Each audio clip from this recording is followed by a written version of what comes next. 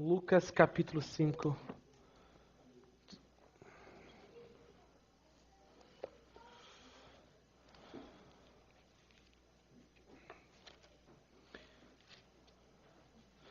Vocês sabem que a minha visão lá em Bethlehem é para plantar uma igreja. Então, agora que eu me formei, eu tenho mais tempo para ficar na cidade e também eu falei que eu ia começar um estudo bíblico lá na cidade. Então, eu estava procurando um lugar lá, uma lanchonete que fica aberta mais tempo, até tarde, né? E foi muito difícil achar essa lanchonete, mas graças a Deus ele mostrou uma lanchonete mais nova lá, que fica aberta até 8 horas, mas ela deixa a gente ficar lá até 8h15. Então, semana passada a gente começou o primeiro grupinho de seis pessoas, mas faltou muita gente que queria ir, mas porque estava doente, porque não tinha carona, essas coisas, mas se Deus quiser, semana que vem já vai ter mais gente. Então, por favor, continue orando por isso. É muito legal. Seria, se Deus quiser, uma igreja filha dessa igreja, então uma igreja americana lá em Bethlehem. Existem muitas coisas na vida que perdemos a chance de experimentar. Só quero falar rapidinho lá, não sei se estão gravando. Ingrid, are you recording the... Ok, só quero ver. Existem muitas coisas na vida que a gente perde. Por exemplo, eu e minha família, a gente fomos para Chicago em Six Flags. Eu não sei se vocês conhecem Six Flags, tem um lá perto de Chicago. A gente foi lá e foi um ótimo tempo. E eu nunca sabia que meus pais vai querer ir para montanha-russa, essas coisas, né? Mas depois na fila, assim, não, a gente vai tentar esse negócio aí. Vamos lá nesse brinquedo aí. Gente, eles tentaram, eles gostaram demais. Eu não sei se vocês já assistiram um vídeo que eu fiz no YouTube, mas pode pesquisar lá o que você acha. Muito legal, eles amaram, tá? E eu fico pensando, poxa, sempre quando eu vou para um parque de divertimento e uma pessoa morre de medo, eu pergunto assim, você já experimentou? Já tentou fazer? Não, nunca fui. Então por que você tem medo? Ah, porque tal, né? Não. Ó, você tem que ir pelo menos uma vez. Se você não gostar, nunca mais vai. Aí tá bom. Mas se você não for e for algo muito legal, você perdeu, vai viver o resto da vida, aí vai envelhecer, aí que você não pode ir. Então é tão legal que meus pais foram, porque agora eles podem voltar de novo e depois quando envelhecer aí não vai dar mais. Então tem que aproveitar, porque vocês são novos ainda.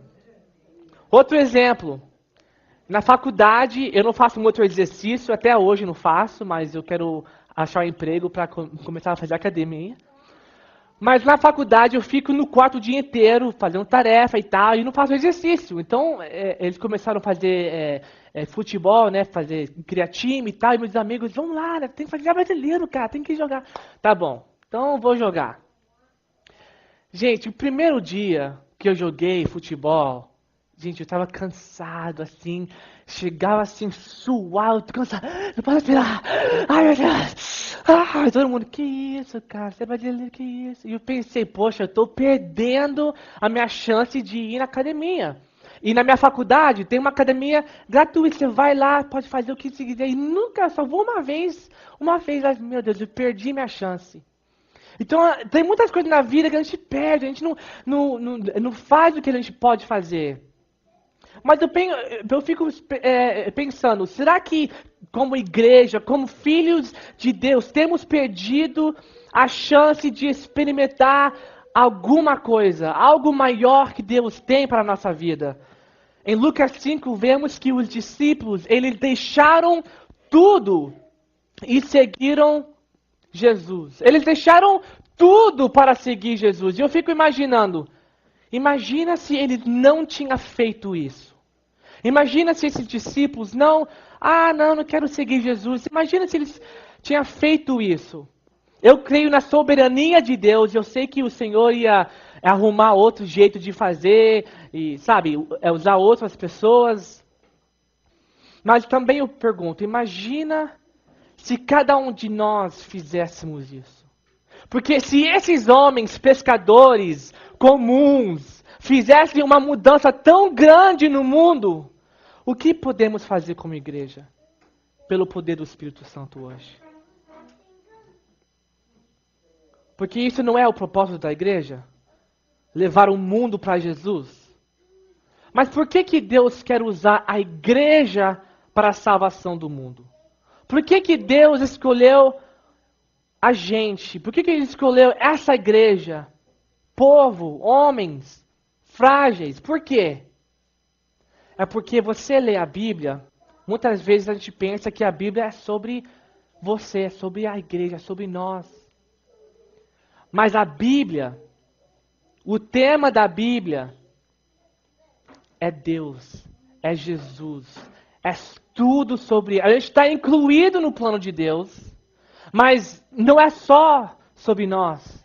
O plano de Deus, tudo sobre a Bíblia é Jesus. De capa a capa você vê o nome de Jesus escrito nas palavras. Mas Ele faz isso, Ele escolheu a igreja para a sua glória. Porque desde o início Ele escolheu um povo em Cristo para abençoar as nações, primeiro com os judeus e agora para todo mundo, é claro. E Ele usa até as nossas falhas para mostrar a sua misericórdia. O que Ele fez em Êxodo? Com o Egito, o faraó já estava desobedecendo a Deus, colocando os israelitas em escravidão. O que Ele fez? Ele endureceu o coração de faraó para usar sua desobediência para mostrar a glória dele. E Ele faz isso com a gente. Mesmo a gente não fazendo nada, Ele nos usa. Mesmo a gente não fazendo o que Ele pede a gente fazer, Ele nos usa às vezes até. Mas depois Jesus ele veio ao mundo, ele vive uma vida perfeita, ele morre, ele ressuscita, e aí o que acontece? Ele não terminou o trabalho aqui na terra. Ele cumpriu toda a lei, é claro, pela morte e ressurreição dele, mas ele deu esse mandamento para a igreja. Não é para qualquer pessoa, é para os filhos de Deus. Se a igreja de Deus não está crescendo, se ovelhas perdidas não estão sendo achadas, se a igreja não está focada nisso, então para que estamos aqui? Para que unimos cada semana aqui, se isso não for o foco? Será que estamos aqui somente para o nosso benefício, para eu sentir melhor? Ou talvez vocês têm filhos e você está vindo ao culto somente para criar os seus filhos num ambiente bom? Para que estamos aqui se isso não é o foco? Eu vou até dizer isso. Se a igreja não está abrindo suas portas para fazer discípulos, então é melhor fechar a igreja e acabar com tudo. Porque não vale a pena. Porque a igreja que não tem a visão de fazer discípulos está perdendo tempo, está perdendo espaço e dinheiro. É um perigo. Então hoje vamos falar sobre evangelismo. Já falamos sobre isso, nosso pastor pregou sobre as ovelhas perdidas. Ele desafiou a gente sair e procurar essas ovelhas perdidas. Mas vamos focar mais ainda, principalmente por causa dos gabos, sobre evangelismo. Parece que depois dessa introdução, parece que nem preciso mais falar, né? Mas vamos ler a Bíblia, a palavra de Deus. Então pega a sua Bíblia em mãos e vamos orar.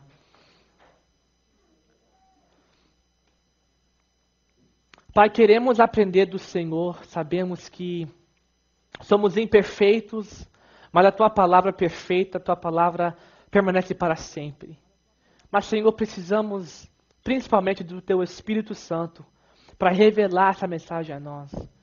E mesmo se essa mensagem não é algo novo, Pai, que o Senhor possa convencer a gente de pecado, de algo que a gente não está fazendo.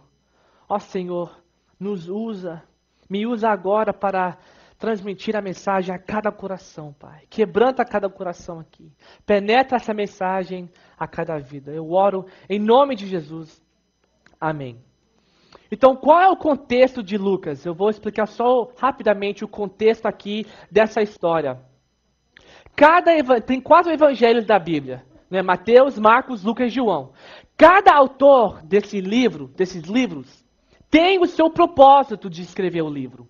É que nem você liga a Globo e você está assistindo o jornal, você vê um homem tal matou tal pessoa, e você assiste aquela história, e depois você muda o canal para um canal americano, o Fox News, por exemplo.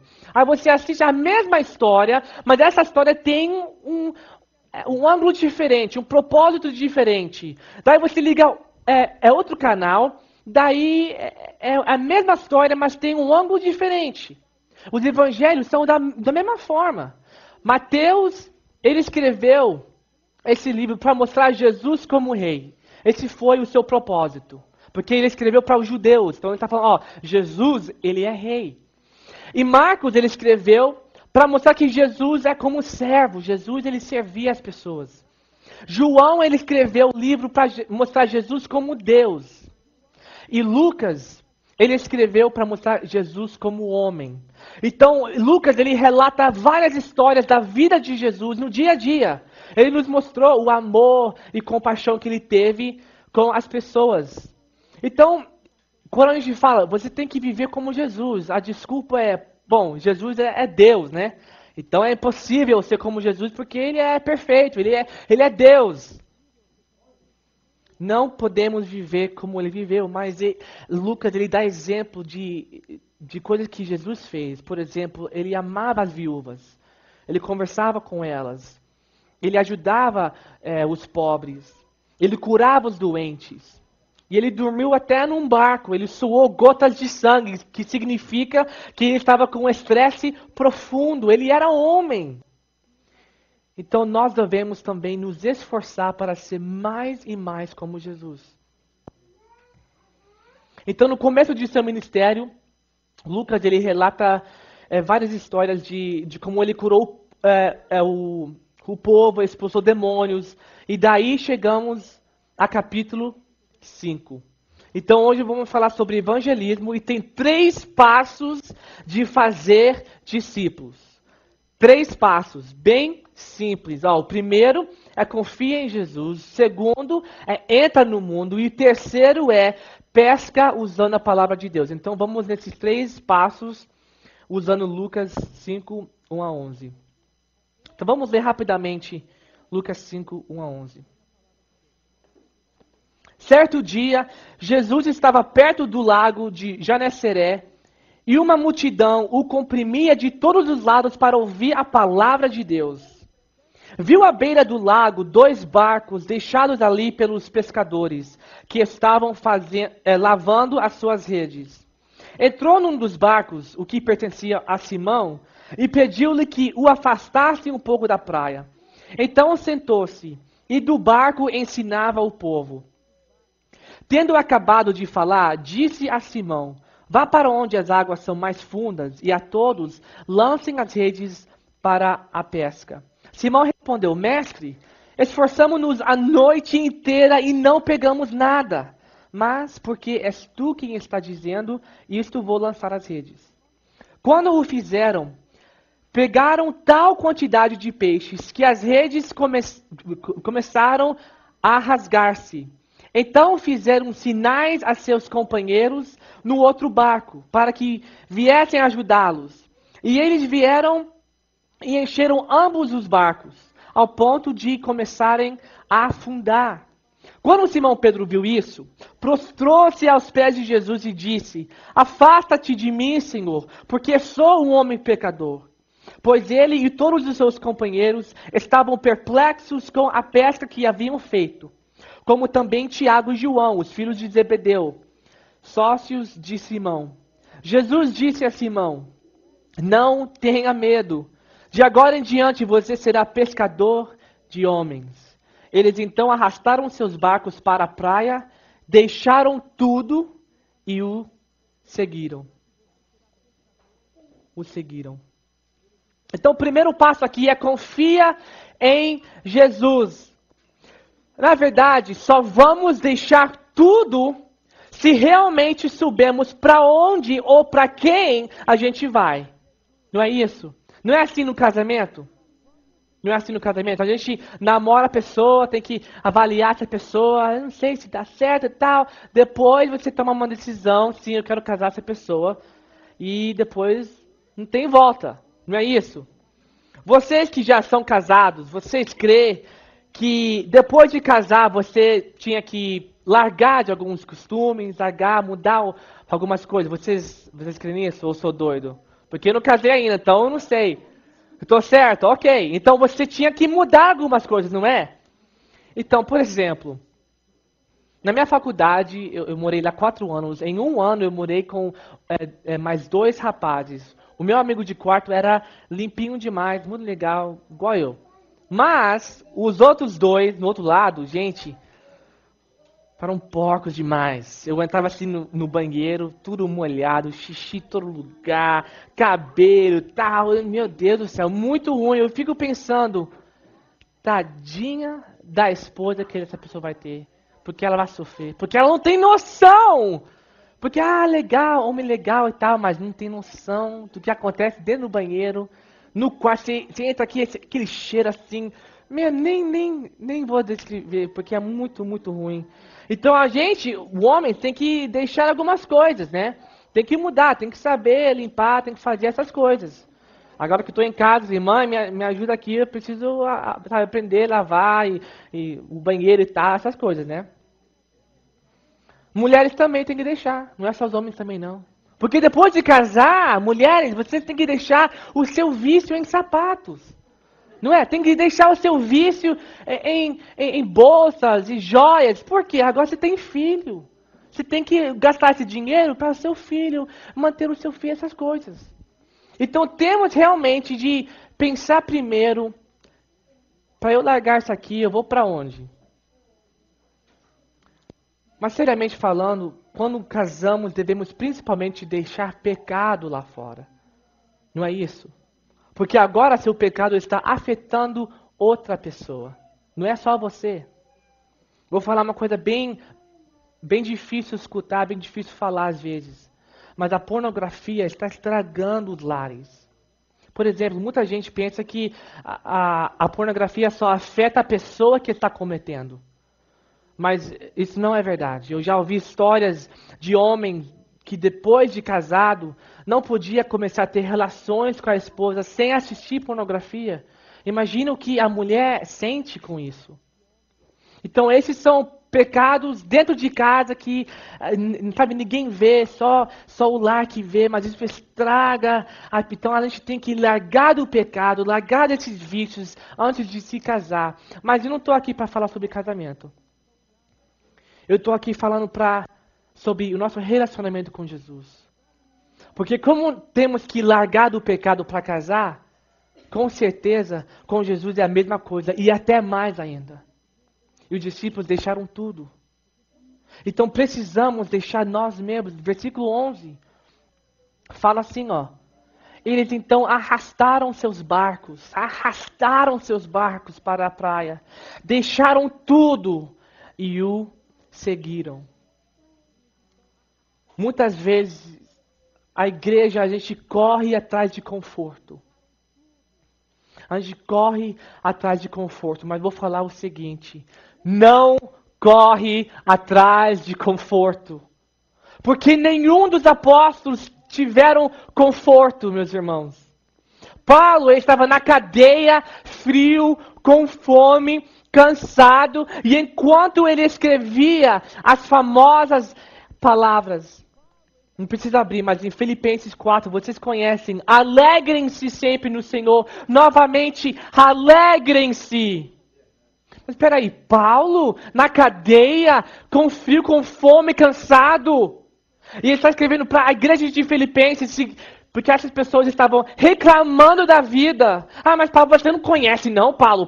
A vida é muito difícil, tal e tal, quando está acontecendo, está muito difícil. E Paulo lá na cadeia, falando, gente, alegrem-se sempre no Senhor. Novamente direi, alegrem-se. Ele repete, alegrem-se. Ele continua, seja a amabilidade de vocês conhecida por todos. Perto está o Senhor. Não andem ansiosos por coisa alguma, mas em tudo, pela oração e súplicas. E com ação de graças, apresentem seus pedidos a Deus. E a paz de Deus, que excede todo entendimento, guardará o coração e a mente de vocês em Cristo Jesus. Ele tinha conforto? Não. Ele não tinha conforto. Porque tem um perigo tão grande, gente, nesse país, porque é tão confortável aqui. Ontem a neve estava muito ruim lá, as ruas. Eu quase entrei num acidente, a minha mãe também, para chegar no culto. Então só isso já, ai meu Deus do céu, a vida está muito ruim. Só essa coisa assim, porque não estava confortável no meu carrinho. Ah, beleza, eu tava assim já, meu Deus, eu não posso bater o carro. Já entrei na igreja, pai, tem que cancelar o culto, porque a rua está muito ruim e tal. Mas graças a Deus vieram muita gente e Deus trabalhou naquele culto. Mas a gente está tão acostumado com o conforto, chegar aqui nesse lugar aqui, tão ambiente tão legal, aquecedor e tal. Então a gente pensa que a vida cristã tem que ter esse conforto. Tem um perigo também com ministérios, eventos, conferências e até com viagens missionárias que duram, sabe essas viagens que vai lá uma semana, 2 semanas, depois voltam? Tem um perigo às vezes. São coisas boas, devem fazer. Mas depois que tudo acabou, depois que você deu comida aos pobres, que você pregou, que você fez isso e aquilo, quem é o herói? É você ou Jesus? Depois que você cantou, depois que você pregou e vieram 10 pessoas para aceitar Jesus, você sai daquele ambiente pensando, quem é o herói? Eu ou Jesus? Porque com esses eventos, ministérios, a maioria da gente fica feliz para o outro, não é? Cara, você vai começar esse ministério, graças a Deus, cara, vai lá, enfrenta. O que você está fazendo é muito bom, legal. Mas Paulo, ele quis ir para Jerusalém, sabendo que ele podia morrer lá. E todo mundo, em Atos fala, todo mundo está falando, não vá, Paulo, pelo amor de Deus, você vai morrer. Pelo amor de Deus. E Paulo respondeu, em Atos 21, por que vocês estão chorando e partindo meu coração? Eu estou pronto não apenas para ser amarrado, mas também para morrer em Jerusalém, pelo nome do Senhor Jesus. Quantos de nós estamos prontos para esse tipo de ministério? Porque o conforto, gente, isso não prova a nossa fé às vezes. A nossa família e amigos querem o melhor para a gente. A sua mãe, os seus parentes, quer o seguro, quer que você tenha saúde, essas coisas todas. Mas quando a nossa segurança, o nosso conforto estão sendo riscados, então a gente fala, não é vontade de Deus. Não pode ser. Não tem a paz dentro de mim, não. Isso aí é muito perigoso. Não. Que isso? O pastor Francis Chan, ele falou o seguinte, a gente pede a Deus se é a vontade dele para começar ministérios, para pregar para o amigo, para fazer tal coisa. Mas por que a gente nunca pede a Deus por permissão para se sentar no sofá e ver o jogo? Já pensou nisso, gente? Se o irmão fala, cara, você tem que falar com meu amigo sobre Jesus e tal, você tem facilidade para falar, cara, você quer pregar em tal lugar? Você quer fazer isso aqui para Deus? Ah, deixa eu ver, eu vou orar e ver se Deus, sabe, se é a vontade dele. Eu vou orar. Mas, para jogar o jogo, ninguém fala, hoje é o jogo do Flamengo, hoje tem que... Mas deixa eu ver se é a vontade de Deus. Pai, estou aqui, Senhor, pedindo a sua permissão, se é a tua vontade para eu assistir o jogo do Flamengo. Também, se o Senhor possa ajudar o Flamengo também, porque está ruim pra caramba. Mas, Senhor, me ajuda. Ninguém faz isso. Então por que sempre oramos para ver a vontade de Deus para a nossa vida, quando Jesus falou claramente que quer que a gente façamos discípulos? Isso já é mandamento de Deus. Isso já é a vontade de Deus para a sua vida. Não precisa orar, se é a vontade de Deus. Ora para fortaleza, ora para coragem de fazer. Quão precioso é Jesus para vocês, queridos. Quão precioso. Como eu disse semana passada, se a gente não valoriza Deus, a gente não vai louvar a Ele verdadeiramente. Mas do mesmo jeito, se a gente não sabe o valor de Jesus, a gente não vai deixar tudo para segui-lo. Então, o que Ele tem feito por você que é tão grande? O que Ele tem feito? Pedro, ele viu o que Jesus tinha feito. O que ele fez em versículo 8? Quando Simão Pedro viu isso, o que ele fez? O que ele fez? Prostrou-se aos pés de Jesus e disse: afasta-te de mim, Senhor, porque sou um homem pecador. Isso foi o que eu preguei semana passada. Por que Pedro disse, afasta-te de mim? Porque ele experimentou a presença de Deus através desse milagre e se comparou a Jesus e não aos outros. Gente, já é a hora de parar de nos comparar com os outros crentes e começar a nos comparar com o próprio Jesus. Quantas vezes a gente faz isso na igreja? O fulano, ele vem de vez em quando, mas eu venho todo dia, então eu sou melhor que ele. Mas o pastor não está fazendo, então eu também não vou fazer. Mas essa pessoa... Para com isso, gente. Precisamos parar com isso. Porque Pedro olhou para Jesus e viu o poder dele, viu quem era Jesus realmente. Ele prostrou-se diante dele e falou: afasta-te de mim, Senhor, eu sou um homem pecador. Então, quando começamos a confiar em Jesus e estar disposto a deixar tudo, daí podemos realmente segui-lo e obedecer. Então, o primeiro ponto é confia em Jesus. Fala assim, confia em Jesus.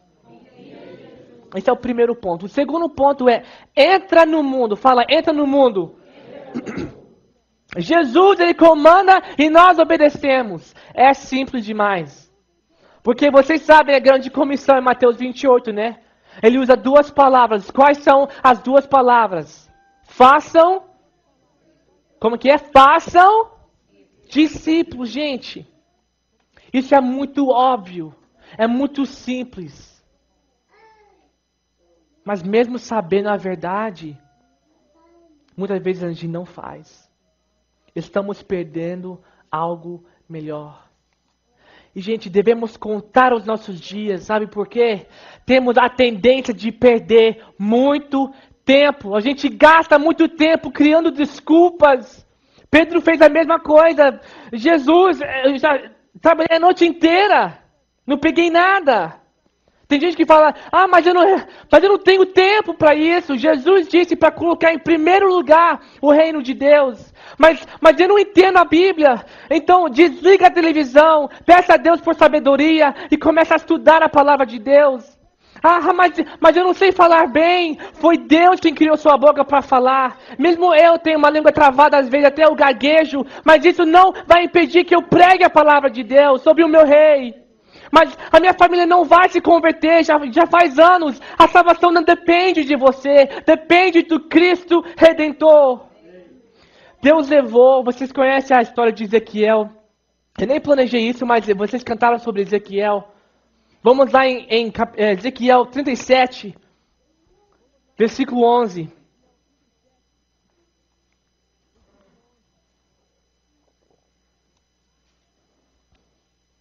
Ezequiel, capítulo 37, versículo 11.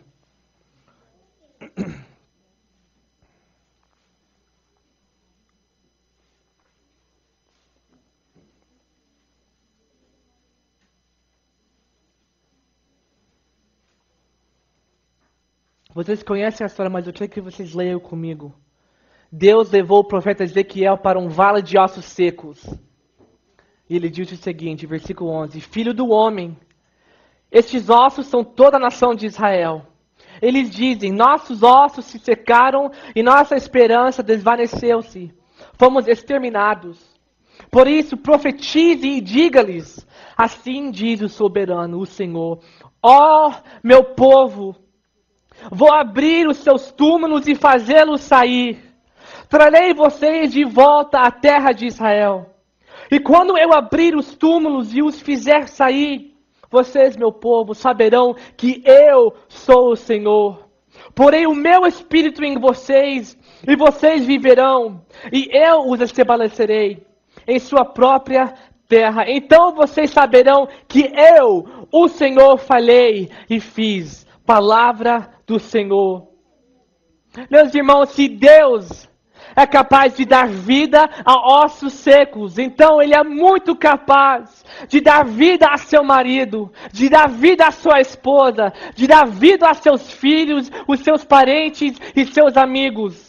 Deus não completou o trabalho em você, queridos. Deus quer usar a sua vida. É só você querer, é só você abrir os seus lábios. É simplesmente isso. Precisamos entrar no mundo das pessoas em nosso redor. Como que Paulo fazia? Ele se tornou como as pessoas. Vocês sabem o que ele fala em 1 Coríntios 9. Para com os fracos, tornei-me fraco. Para ganhar os fracos. Tornei-me tudo para com todos, para de alguma forma salvar alguns. Um homem de minha classe, quando eu estudava na faculdade, ele falou o seguinte, ele falou uma coisa bem interessante. Ele falou, é tão interessante como Deus, o que Ele fez para nos alcançar. Para nos alcançar, Deus, Ele se tornou homem. Ele entrou no mundo e Ele se tornou homem. Isso já é um milagre, isso já é algo muito interessante, muito maravilhoso. Ele se tornou homem, mas não parou aí. Ele entrou na terra, o que ele fez? Ele entrou no mundo dos discípulos. Ele entrou no barco. Ele começou a pescar também, ele começou a saber, ele não era pescador, ele era carpinteiro. Ele começou a entrar na vida dos discípulos para alcançar os discípulos. E Paulo, ele pegou esse modelo e fez a mesma coisa. Tem outra ilustração que o Nelson fez num sermão lá em Chicago. Imagina que você está em casa e você tem um tanque de água com um peixinho dentro. O peixinho está nadando lá e tal. Como que você vai pregar para esse peixinho? Falar sobre o evangelho para esse peixinho? Será que você vai lá e falar, peixinho, olha o seguinte. Você é um pecador, você precisa de salvação. Então, Deus mandou o seu único filho para te resgatar. Você acha que o peixe vai entender? Não vai. Não vai. É outro mundo. O peixe é frágil demais. Para você pregar para esse peixe, você vai ter que se tornar um peixe. Não é? Você vai ter que entrar na água, se tornar um peixe, fazer os sinais, não sei lá como que eles se comunicam. Para pregar o evangelho. E foi isso que Deus fez para nós. Deus se tornou um homem. Gente, homem é frágil, que nem um peixe. Um peixe pequeno, gente, morre tão rápido. Eu e minha irmã tinha, muito tempo atrás, tinha 2 peixinhos. Um morreu, outro ficou vivo. Eu dei o morto para o meu gato e comeu na hora. Gente, é muito frágil, como nós. Somos frágeis demais, mas o próprio Deus se tornou um homem. Ele teve que aprender a andar, aprender a comer, aprender tudo de novo. O próprio Deus. Então, como nós podemos fazer a mesma coisa? Por isso que os gabos são necessários para a nossa igreja. Porque um dia na semana em qual você pode entrar no mundo das outras pessoas. Tem muita gente aqui que você não conhece muito bem. Talvez conhece o nome, conhece o filho e tal, mas você não conhece a pessoa. Já teve vários momentos que eu conheço uma pessoa que fala que é crente e tal, mas pessoa com raiva, pessoa ruim pra caramba. Assim, calma, cara, que isso? Mas depois que a pessoa começa a se abrir e mostrar a sua vida, e, poxa, o mundo dessa pessoa é realmente difícil. Agora eu sei por que essa pessoa tem essa raiva, por que essa pessoa acha tal coisa, é assim. E foi isso que Jesus fez. Quando a gente entrar no mundo, daí o que acontece? É o último passo. O último passo, o primeiro é confia em Jesus. O segundo é entra no mundo. E o terceiro passo é pesca usando a palavra de Deus. Deus, Ele dá vida às pessoas pela pregação da palavra. Vamos lá em Romanos capítulo 10.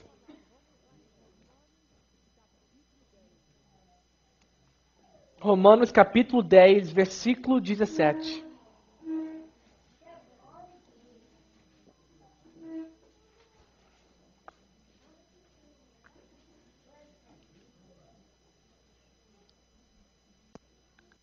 Fala assim, consequentemente, a fé vem por se ouvir a mensagem. E a mensagem é ouvida mediante o quê? A palavra de Cristo.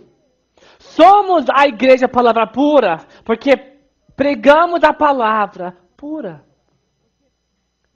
E só vamos ter a fé, as pessoas só vão ter essa fé se pregamos a palavra. Então tenha confiança na autoridade dessa palavra, gente. Não precisa abrir, vou ler rapidamente. Tiago 1:21 fala assim: portanto, livrem-se de toda a impureza moral e da maldade que prevalece, e aceitem humildemente a palavra implantada em vocês, a qual é poderosa para salvá-los. E mais um, 1 Pedro 1:23 fala assim: vocês foram regenerados, não de uma semente perecível, mas imperecível, por meio da palavra de Deus viva e permanente. Vocês creem que a palavra tem poder, gente? Então conhece, come, respira, vive e prega a palavra de Deus, porque a Bíblia é a sua isca. Quando você pega a sua vara e lança a vara, a sua isca é a palavra de Deus. Então é hora de parar de depender no pastor, gente. O nosso pastor, graças a Deus, ele prega muito bem. Ele tem facilidade de pregar. Ele até tem facilidade de testemunhar, de evangelizar. A gente foi num jogo em Boston, muito tempo atrás, foi Brasil e México. Jogo amistoso, né? Depois, antes do jogo, todo mundo estava lá fora, fazendo churrasco, tocando samba. Meu pai foi lá, pegou lá um negócio lá, começou a tocar com ele. Eu disse, que isso? E também eu fui lá também. Ele começou a conversar com as pessoas lá e tal, sou pastor. Começou a falar sobre Jesus, sabe, isso aqui é muito legal, isso aqui é muito bonito, mas nada é melhor do que o nosso Jesus e tal. Começou a evangelizar. Meu pai, ele tem essa facilidade. Talvez você não tenha essa facilidade de evangelizar. Mas é errado a gente sempre falar assim para nosso amigo. Você tem que ir no culto. Isso é muito bom convidar no culto. Mas se fala, eu sei sobre Jesus, mas fala com o meu pastor, porque ele é muito bom. Isso até pode converter alguém. Mas a pessoa que vai ter mais impacto no seu amigo, na sua esposa, no seu esposo, é você. Porque essa pessoa vai conviver com você, vai ver a sua vida, vai ver como Jesus está mudando a sua vida. Então é hora de alcançar os nossos amigos, a nossa família.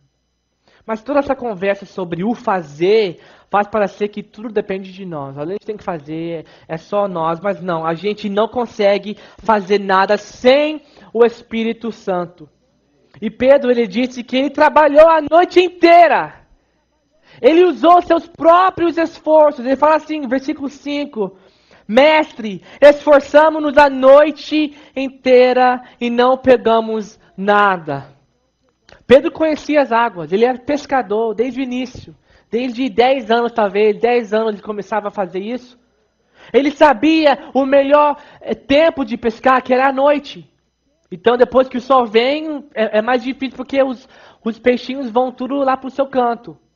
Então, ele sabia que, peraí, a gente pescou a noite inteira, agora já é tarde, eu sei que não vai ter como pegar peixe. Ele sabia as águas. Mas porque ele conhecia Jesus. Ele conhecia a autoridade das palavras de Jesus. Ele lançou a rede. E o barco começou a afundar por causa de todos os peixes. Qual é a sua desculpa? Eu fico pensando, qual é a minha desculpa?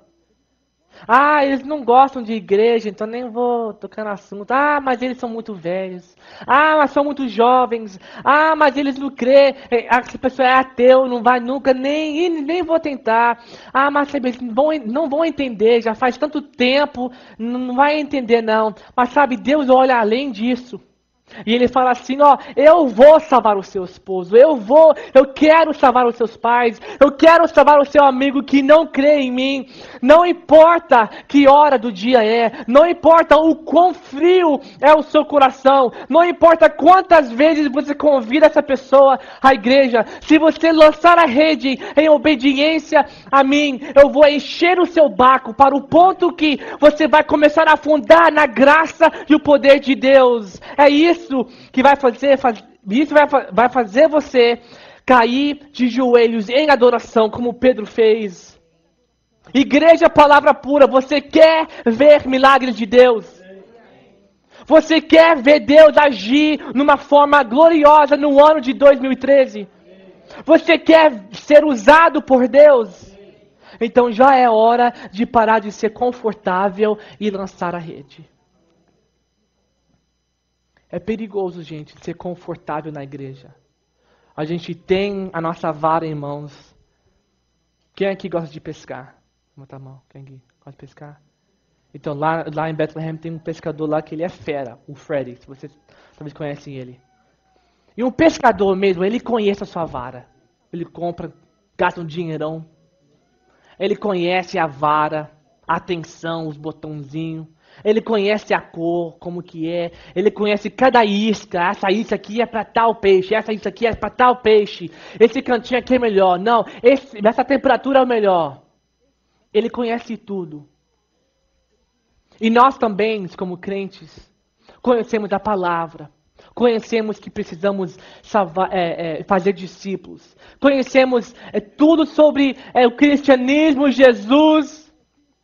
E depois o que a gente faz? A gente entra no barco, com a nossa vara em mão, pronto, sabemos fazer, sabemos pescar, e deixamos a nossa vara no lado e ficamos olhando para o mar. Aí Jesus vem sentar de você.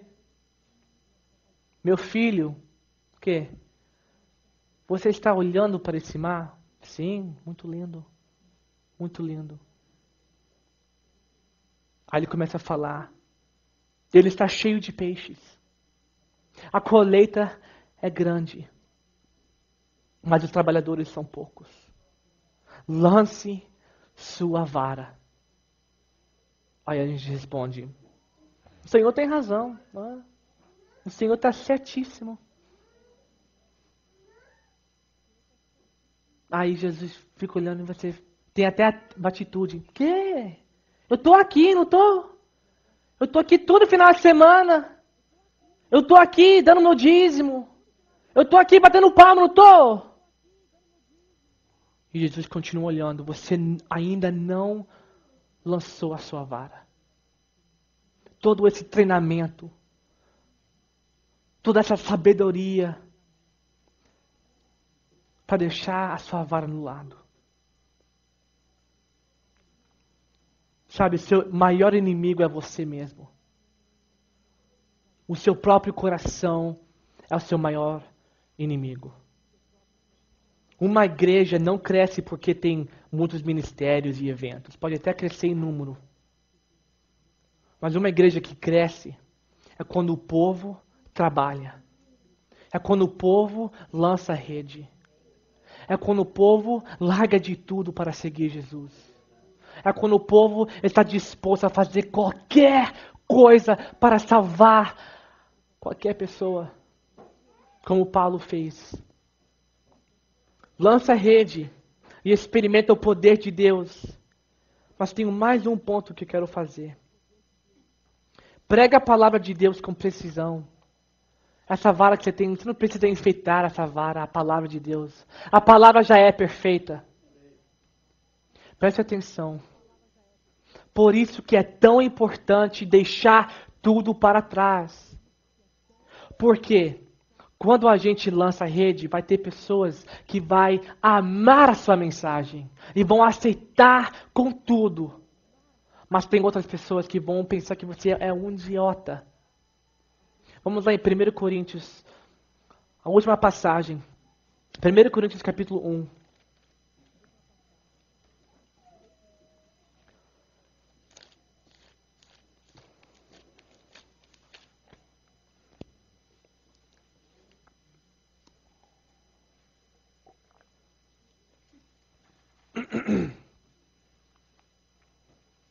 Primeiro Coríntios 1, 18. Versículo 18.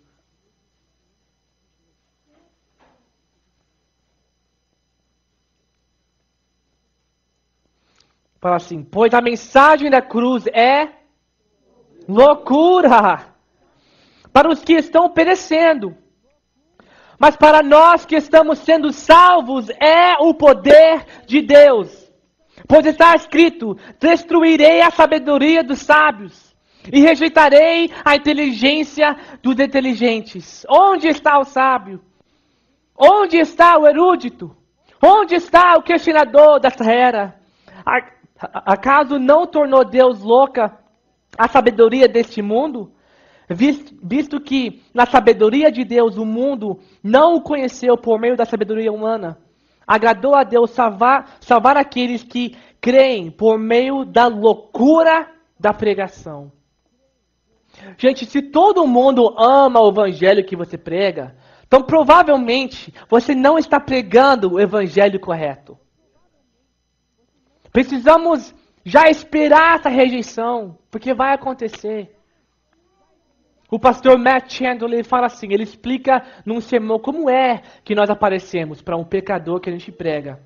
O pecador está lá, tá bom então, fala aí, como que é essa a religião? E você começa, então, você tem que saber, cara, é muito legal. Um Deus e 3 pessoas. Um Deus, você entendeu? Um Deus, 3 pessoas. É meio difícil, mas ele se tornou um homem. E ele viveu assim e tal, e nunca pecou. Ele viveu uma vida perfeita. Daí ele morreu. E depois ele ressuscitou dos mortos. E depois ele subiu, ele voou assim no céu e tal. E depois, gente, ele vai voltar num cavalo branco, sabe? Num cavalo branco vai ser tão lindo, e depois a gente, crentes, vai voar assim com ele, vai ser maravilha. Você crê nisso? Você crê nisso? E você fala, sim, eu creio nisso, você quer ir comigo? Você quer ir comigo? É realmente uma loucura para eles. Mas para nós é o poder de Deus para a salvação. A ideia principal hoje é que podemos evangelizar apenas quando confiamos em Jesus e lançamos a rede. Confia em Jesus, entra no mundo e lance a sua rede. Isso é o propósito da grande comissão. Jesus, ele tem autoridade. Então, gente, vamos fazer discípulos. Vamos crer que ele está conosco. Você crê que ele está conosco? Você crê que ele nos dá poder? Você crê que ele é capaz de usar a sua vida para mudar corações? Então vamos fazer discípulos, igreja. Eu não sei se essa mensagem tem tocado o seu coração como tocou na minha vida. Mas eu oro que você não saia daqui sabendo a verdade do nosso Jesus, mas continuando a jogar sua vara no canto. Não precisa começar com seu amigo e pregar a palavra, não. Primeiro dia, João 3,16 fala que ele veio e tal, né? A pessoa não vai gostar de jeito nenhum. Você tem que primeiro, a pessoa tem que primeiro aceitar você, amar você, para depois ele aceitar o seu Deus. Porque se ele nem gosta de você, por que ele vai gostar do seu Deus? Não é isso? Então precisamos criar amizade primeiro, precisamos criar, amar essa pessoa, fazer o que a gente pode para ajudar essa pessoa. E depois, se chegar o assunto, a gente prega, a gente fala, Deus fez isso na minha vida, Deus mudou a minha vida. Fala um testemunho pequeno, não precisa pegar a Bíblia, só fala, sabe, essa semana foi tão difícil, mas Deus fez tal coisa, Deus fez isso na minha vida. Eu vou passar um vídeo, eu traduzi esse vídeo, tem legendas, é um pouco difícil ler e ver a imagem ao mesmo tempo, mas dá pra ver. Mas é um vídeo de um pastor chamado Francis Chan. E ele faz esse vídeo que é muito chocante. Talvez você até vai querer fechar os seus olhos, mas eu acho que a gente consegue assistir.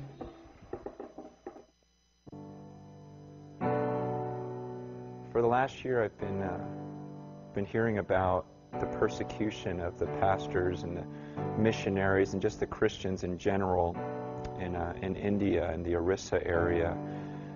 And my heart's been stirred toward it. But just recently I saw a video of some of the persecution. And I just wasn't ready for it.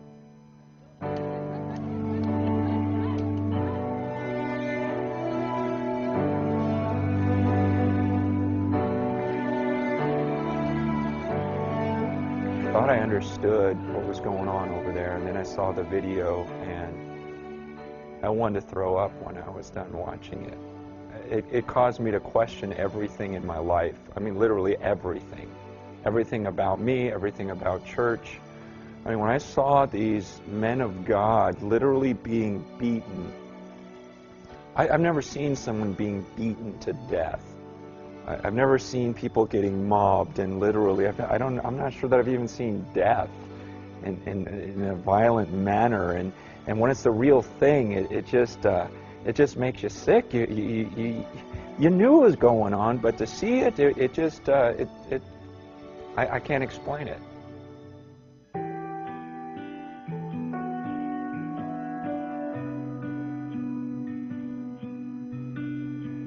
It made me really sick to think of people that may lift me up because I have a gift of communication, or some other Christian who has an ability to sing or play an instrument, and how we lift these people up as our heroes or great writers, or when these are the ones that and their lives look like Christ. And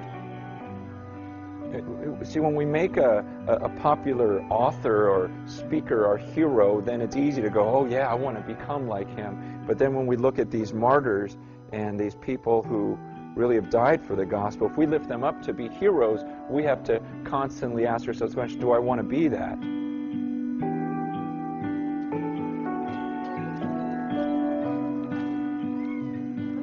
When I talk to the people in India that are going through it, they're not asking for money, they're just asking that we remember them, that we would pray for them, because they're saying many people are converting out of Christianity out of fear, because people are saying, look, if you get out of Christianity, we won't do this to you.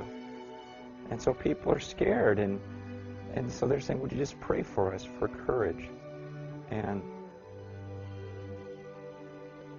I don't know what emotions go through your mind when you see some of these images, but what they're asking for is, would you channel that toward prayer for us? I mean, you've listened to me speak for 3 or 4 minutes. Could you spend the next 3 or 4 minutes praying for our brothers and sisters in India, seriously praying for them?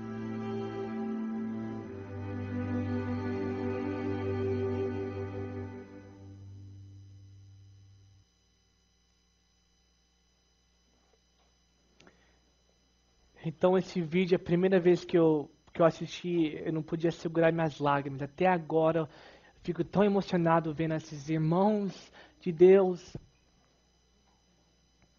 irmãos serão espancados porque eles abriram sua boca para evangelizar. E a gente tem tanto conforto aqui. Então, eu sei que essa palavra de evangelismo é algo que a gente sempre escuta, é algo assim, eu sei, eu tenho que fazer isso e tal, mas será que nós estamos realmente fazendo, abrindo nossa boca e pregando a palavra, fazendo o que a gente pode? Porque eu tenho certeza, se você está realmente pregando a palavra, abrindo sua boca, talvez você não vai ser espancado, talvez você até pode, mas você vai ser perseguido.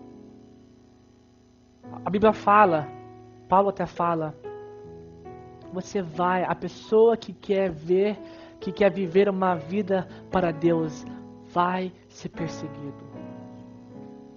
Então, se você está numa boa, sua vida de crente é assim, muito bom, tem momentos assim, claro, mas nossa vida é muito curta para conforto. O nosso conforto vai ser depois dessa vida, vai ser quando Jesus voltar. Então eu quero gastar 3 minutos para orar para esses irmãos. Mas também orar para a sua vida também. Confessar o seu pecado.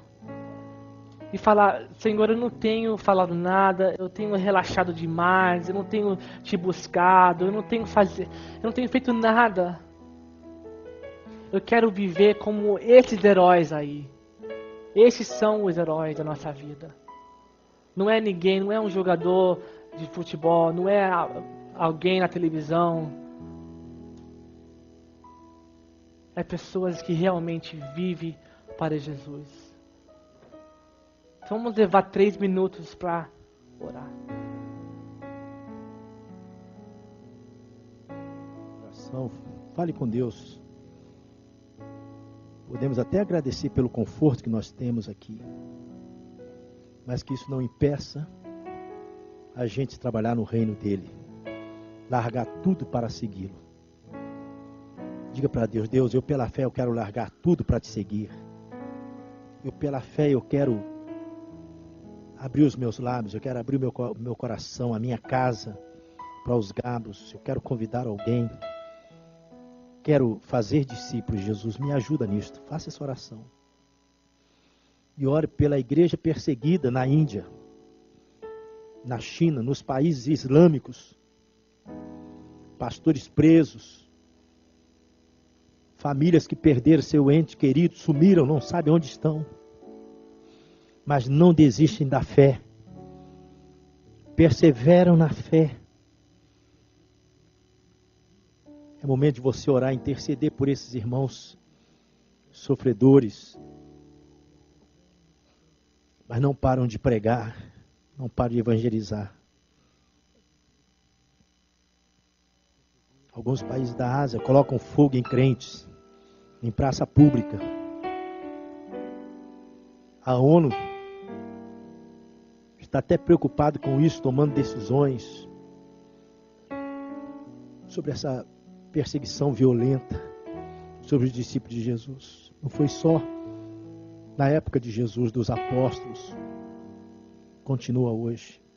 Nossa mensagem pode ser rejeitada. As pessoas podem não aceitar você. As pessoas podem não aceitar a sua mensagem, o seu apelo. Mas homem nenhum, pessoa nenhuma está isenta da nossa oração.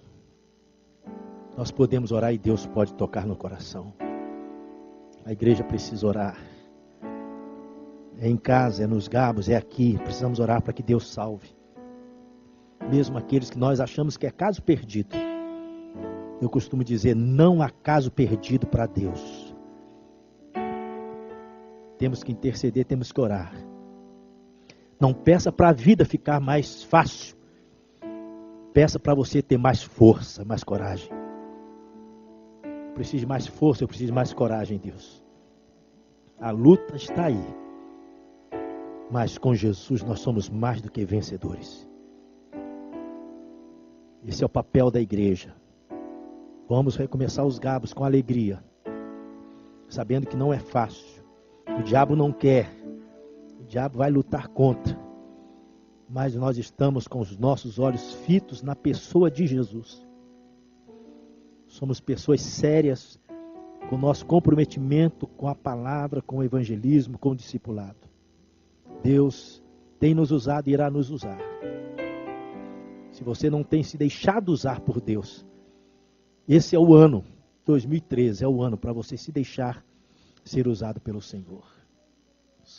Obrigado, Senhor, pela palavra, pelo estímulo, pelo incentivo que nós recebemos, Senhor, através da mensagem, para nós fazermos discípulos, para nós continuarmos a fazer o que o Senhor ordenou, batizar, ensinar, fazer discípulos de todas as nações. Em nome de Jesus, usa esta igreja, usa a igreja em Bethlehem. Toda a glória, tu sabes, Senhor. Nós estamos dando e daremos sempre a Jesus Cristo, porque Ele é o Senhor que merece toda a glória e louvor.